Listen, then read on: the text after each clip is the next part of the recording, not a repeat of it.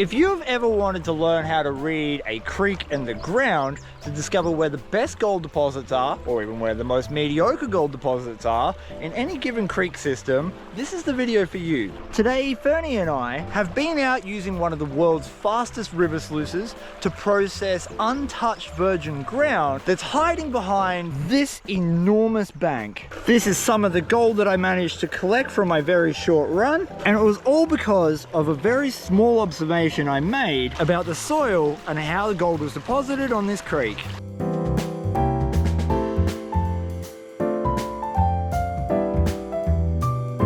It's almost summertime here in Australia and it's getting really hot. That's why I'm out here in a black shirt wearing sweatpants, because I'm smart. Fern is currently eating one of our national emblems, aren't you? You've got a kangaroo ear. Neither of those two things are why you're here. You're here because of this. Not the gold pan, but what's in the gold pan? What's in the gold pan is, well, gold. Gold is in the gold pan. Who would have guessed?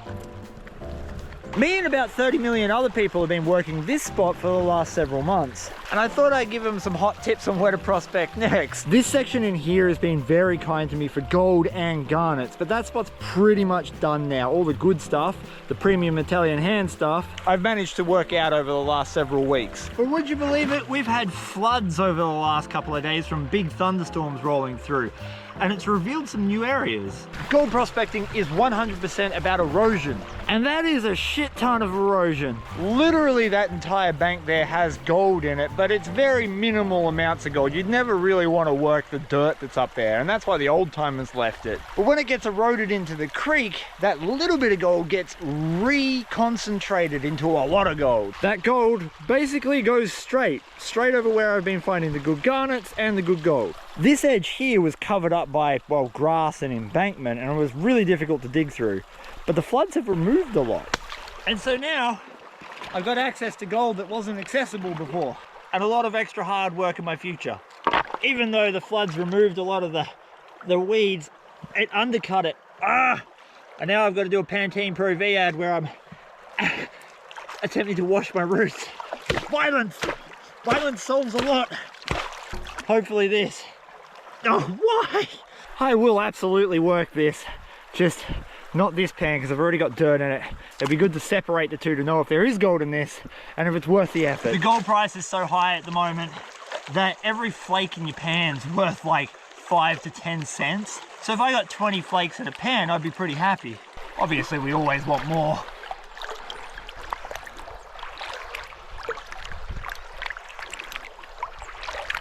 I'm fairly confident we're going to see good gold because of the gold I've got here in the past, but you never know. Oh no, there it is, look at that. They're nice flakes too, they're good size. Gold this size adds up super quick because all the pieces are chunky, coarse bits. You can feel them, you can pick them up, you can usually stick them to your finger, just like that. This is literally perfect to set a river sluice up on, and I have a good river sluice with me. But if I set my river sluice up there, the tailings are going to discharge directly onto where I'm working. Problems. Nah, I got an idea. I have rocks. I've built a dam. Hello, beautiful. This is the 1088 by... That was loud. This is the 1088 by Gold Rat. It's amazing. Inbuilt classifier plate, you shovel straight on. It's just as fast as a high banker as long as you got water flow.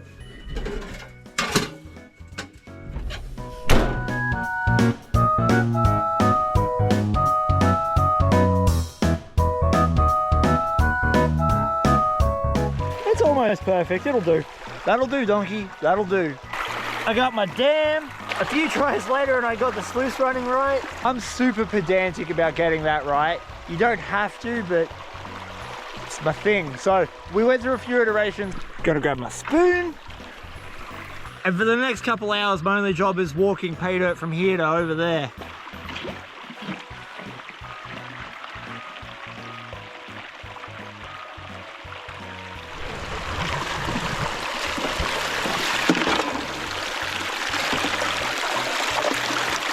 The worst part about rocky ground is trying to get your shovel in. What I discovered works really well is if you just wiggle it and let the shovel head fall into gaps, eventually you'll get a good spoonful of dirt. Thirsty?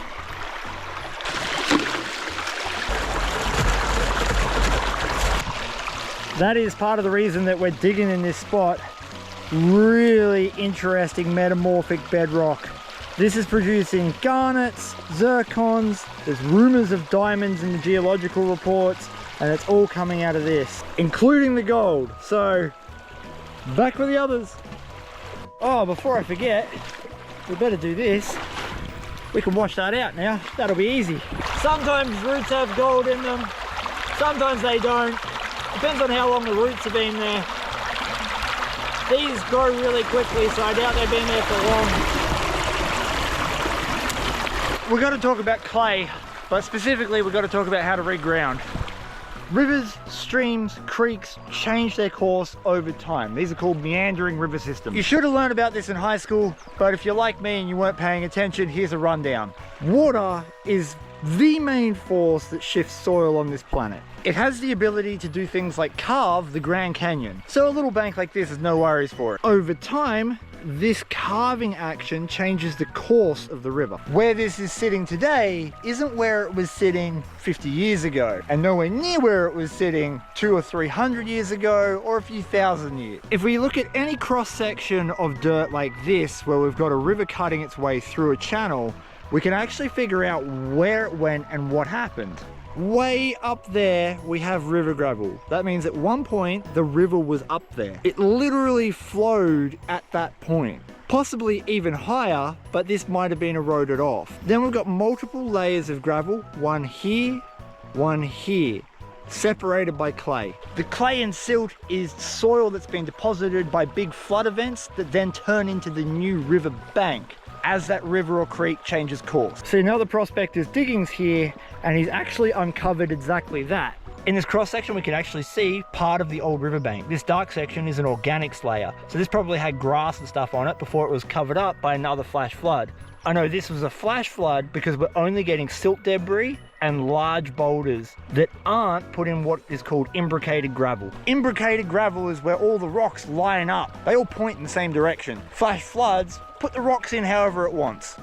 Fern is standing on the original old riverbank. You can see it was quite high at this point. And above it, we've got another river layer coming up here, separated by probably a few flash floods. And then where the river ran for a little while, we have more rock. Right, so the dark clay that I'm digging here at the moment is part of the old riverbank. The only question is, does this material right here, because it is the old river bank and not the old river bed, contain gold worth sluicing? And in order to find that out, we've got to pan it. I hate breaking down clay. There are a lot of ways of doing it, but they all suck.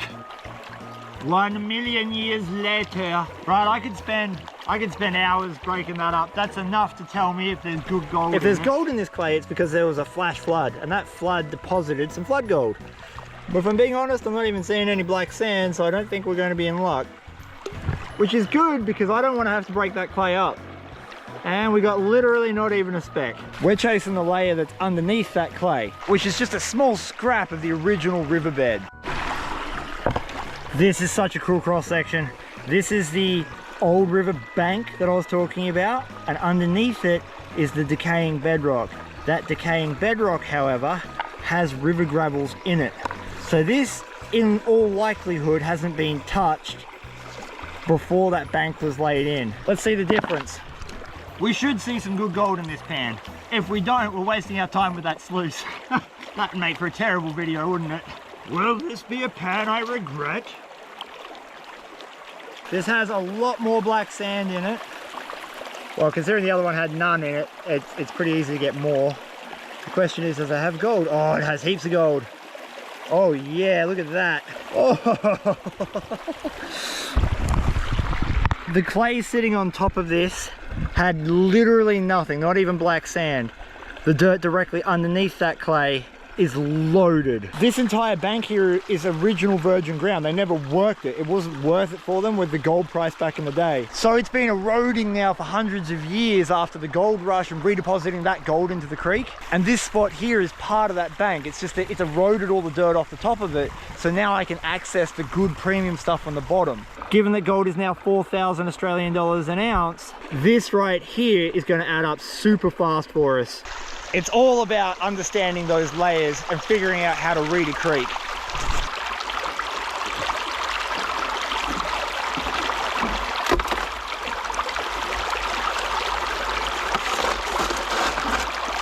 I can see heaps of fine gold in these little cells here. Cells, the classifier plate. Every single scoop of that bottom pay layer is going to give us gold like that.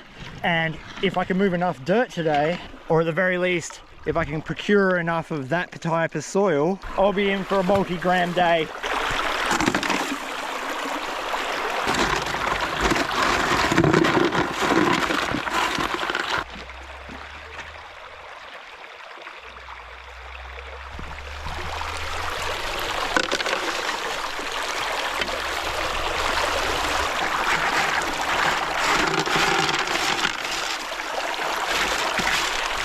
I'm sweating like a pig.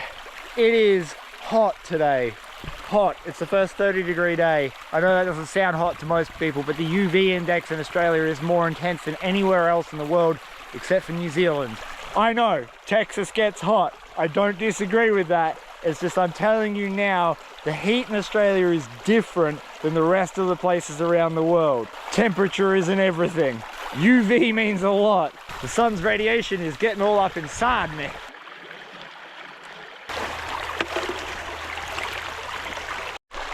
In theory, this ancient layer is going to run the entire length underneath this bank. If mining permits were feasible here in Victoria, Australia, I would absolutely permit this. Because it is on public land and it would be good, right? Like, this would be a lot of gold with an excavator. But claims in Victoria, Australia are super expensive. I mean, you never know, it might be worth it.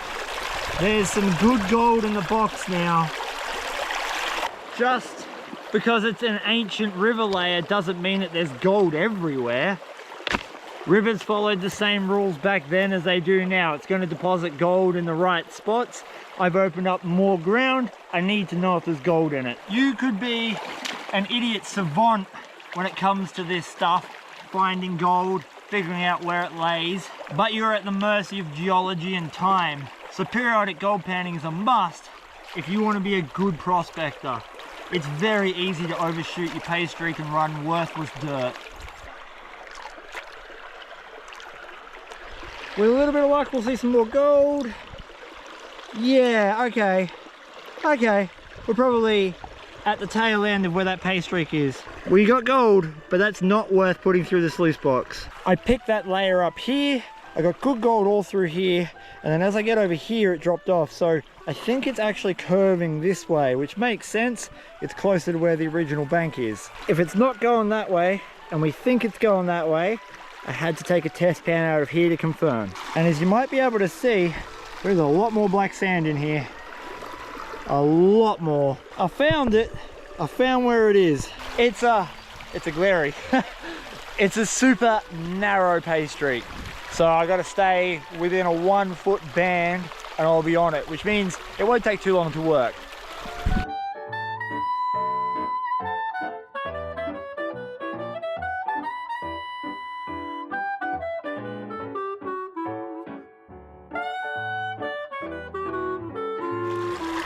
Unless my eyes are deceiving me, there is a lot of gold up here.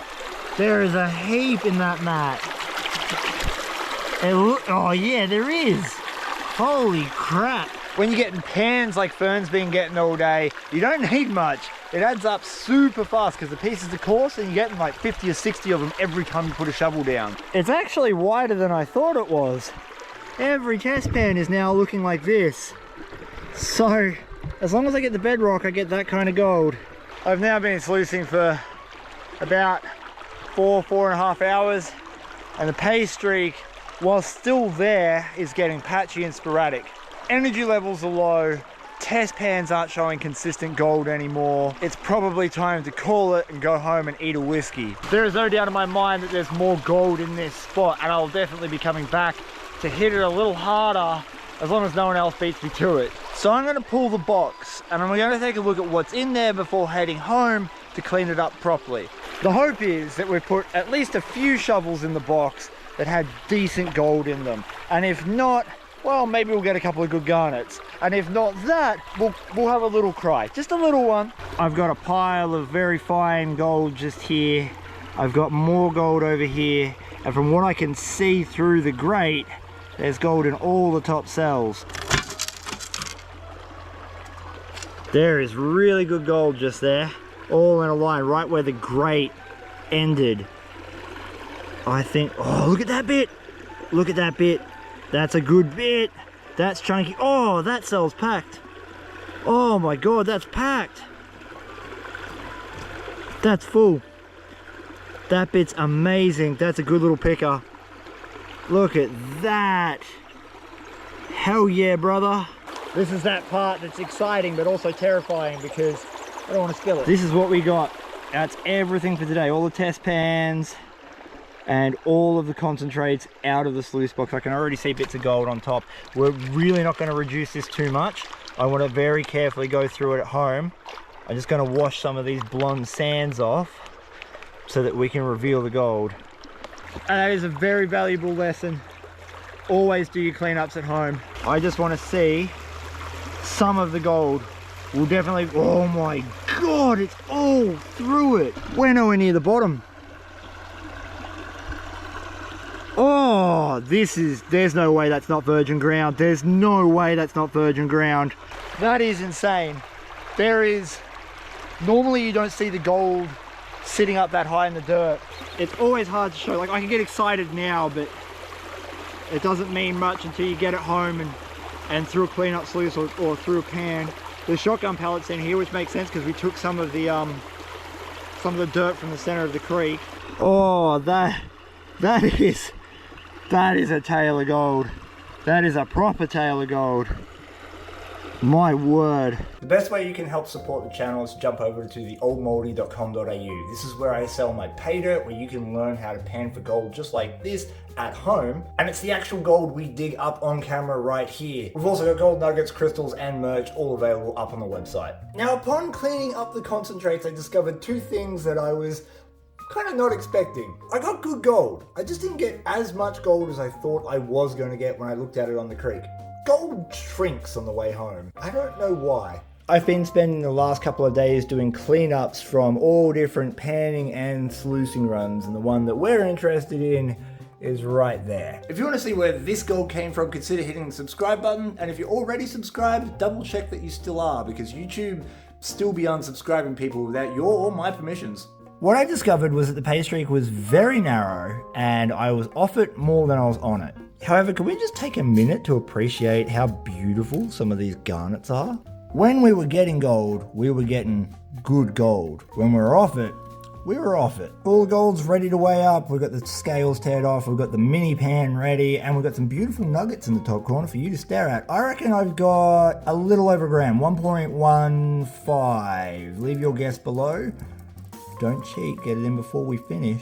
0.3, 0.4, 0.5, we'll be close. 0.91, 1.12, holy crap, I don't normally get it that close. 1.1 grams is about 140 Australian dollars at the time of recording. Not bad for a few hours work. Most of my time was spent just trying to track that little paystreak that was running under the original bank. It's nice to see that there are still virgin pockets of ground out there that are giving gold, and to get a machine in there, you might uncover a bonanza, but I won't know because I live in Victoria. And I don't have $100,000 to just throw in a mining permit like that.